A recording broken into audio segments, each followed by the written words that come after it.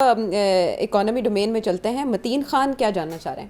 City صاحب یہ بتائے کہ روپیہ جو ڈالر کے مقابلے میں ڈی ویلیو ہو گیا ہے، تو آپ کی چڑیا کی کیا خبر ہے؟ ان سے ذرا پوچھ بھی لے، بھیج دیں کہ وہ معلومات آپ کو دے دے کہ کیا فیوچر میں ود ان 5 ایئر، جو ابھی لگتا تو یہ ہے کہ یہ 5 سال تو گزاریں گے، یہ 100 یا 200 تک پر ڈالر آ سکتا ہے؟ اس وقت ڈالر کوئی 280 کا تو آلریڈی ہے. 100-200 کی کیا بات کر رہے ہیں؟ اور آپ کا خیال ہے کہ یہ گر سکتا ہے 100 یا 200 پہ؟ نہیں، کوئی چانس نہیں ہے ڈالر کے گرنے کی، پاکستانی روپی کی اپریسیشن ہونے کی. یہ نہیں ہوتا. عام طور پہ ڈی ویلیو ہوتا رہتا ہے، کرنسیز ڈی ویلیو ہوتی ہیں، اور جو پاورفل کرنسیز ہوتی ہیں وہ ری ویلیو ہوتی ہیں. جیسے فار ایگزامپل انڈیا کی کرنسی جو ہے، ایک زمانے میں پاکستان کی کرنسی انڈیا کی کرنسی سے زیادہ مضبوط تھی. اب 3 گنا زیادہ انڈیا کی کرنسی آپ کی کرنسی سے زیادہ مضبوط ہے.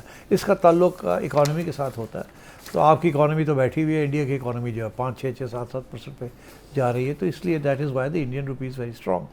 ڈالر کا میں آپ کو ایک بات بتاؤں، انٹرنیشنلی کچھ لوگ اب پریڈکٹ کر رہے ہیں کہ ڈالر لانگ ٹرم ڈکلائن میں ہے، اور اس کا وجہ یہ ہے ڈکلائن لانگ ٹرم. یہ اس کا تعلق پاکستان کی کرنسی کے ساتھ نہیں ہے، گلوبل کرنسیز کے ساتھ ہے، especially the yuan and the rouble and the euro and the pound. Pound کی کوئی امکان نہیں ہے کہ اپریسیشن کا، وہ اکانومی بڑی کمزور ہے برٹن کی. مگر یورپین اکانومی جو ہے that is not so week, اور امکان ہے کہ یورو کی ویلیو بڑھے گی. Number 1. Number 2، dollar long term میں کمزور ہوگا. اس کی وجہ یہ ہے کہ یہ جو ملٹی پولر ورلڈ بن رہا ہے، اور جو برکس والے ہیں اور چائنا اور رشیا، یہ اپنی بینکنگ سسٹم جو ہے ان کو مضبوط کر رہے ہیں.